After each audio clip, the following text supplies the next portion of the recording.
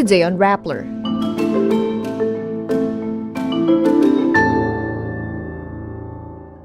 Fingerprints of Alice Guo and Guo Hua Ping match.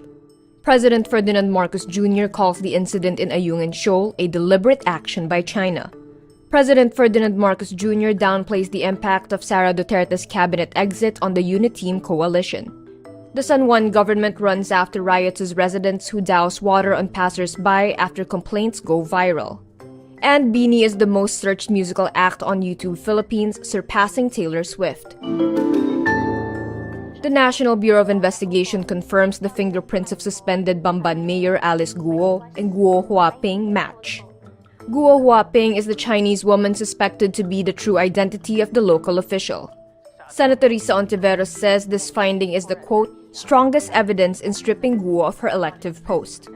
She alleges Guo is a, quote, Chinese national masquerading as a Filipino citizen to facilitate crimes being committed by Pogo. She also urges the Office of the Solicitor General to expedite the filing of a quo warranto case against Guo. On June 26, Hontiveros presented the NBI clearance of a woman whose name is Alice Guo, with the same birth province and birthday as the Bamban mayor, but with a different photo. The senator suggests the mayor stole the identity of a Filipino. She adds there's no secret that can be kept hidden. President Ferdinand Marcos Jr. says the Chinese Coast Guard's effort to disrupt Manila's resupply mission to Ayungin Shoal on June 17 was not an armed attack.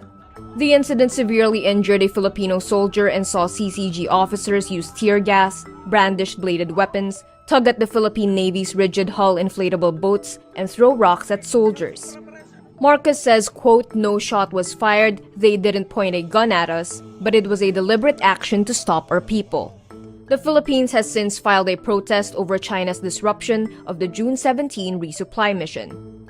Meantime, U.S. Defense Secretary Lloyd Austin reaffirms the U.S.'s commitment to the Philippines, saying it is, quote, ironclad following China's dangerous actions on June 17. President Ferdinand Marcos Jr. downplays the impact of Vice President Sara Duterte's cabinet exit on the Uniteam coalition. In his first media interview since Duterte resigned, Marcos insists the parties that made up the Uniteam remain intact, saying, quote, it would just depend on how Inday Sara would position herself in the 2025 elections. Duterte resigned from her post in the Education Department and the National Task Force to End Local Communist Armed Conflict on June 19, but did not give a reason for her exit. Marcos says he asked Duterte for a reason, but she said, quote, let's not talk about it.